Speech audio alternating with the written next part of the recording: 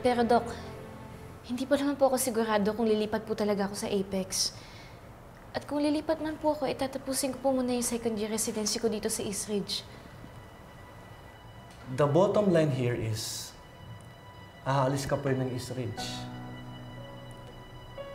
Ano sa tingin mong East Ridge? Parang lumang sapatos? Na itatapon mo na lang pag walang pakinabang sa'yo? Napapalitan mo lang ng bago? Dok. Hindi po ganun, Doc. Doc, malaki po yung utang na loob ko po sa'yo. Kasi tinanggap niyo po ako dito sa East Ridge pagkatapos po ako tanggalin sa Apex. Dahil po sa inyo na pagpatuloy ko po yung pangarap ko. At napamahal na rin po ako sa mga nakatrabaho ko po dito. At hindi rin po ganun kadali na kalimutan ko na lang po lahat ng nabuo ko dito tsaka lahat po ng pinaghirapan ko. At bilang respeto po sa inyo, tatapusin ko po yung second year residency ko dito, Doc. I think that settles it, Doc Benitez. Hindi pa naman po sure si Dr. Santos kung lilipat siya sa Apex. So that means she can still be a representative for the seminar in Japan. Doc, I have here the memos. I've already signed these. Yung pirma niyo na lang po.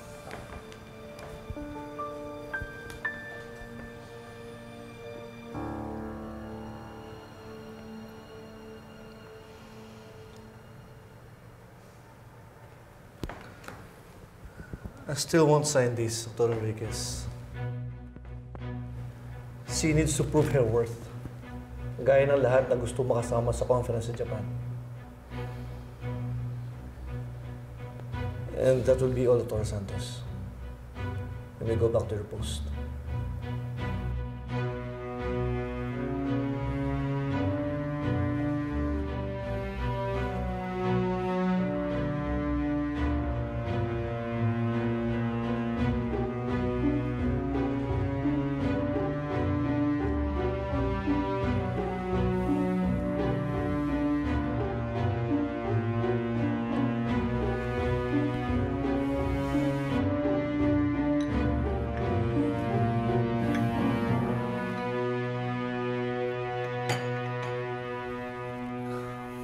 Doc,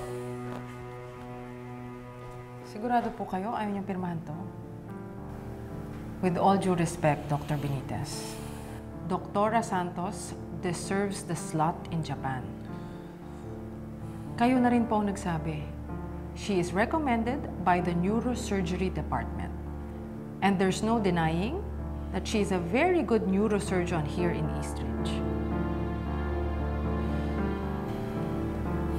Alam mo, Doc, ayokong isipin na pinag-iinitan ninyo ang anak ng asawa mo.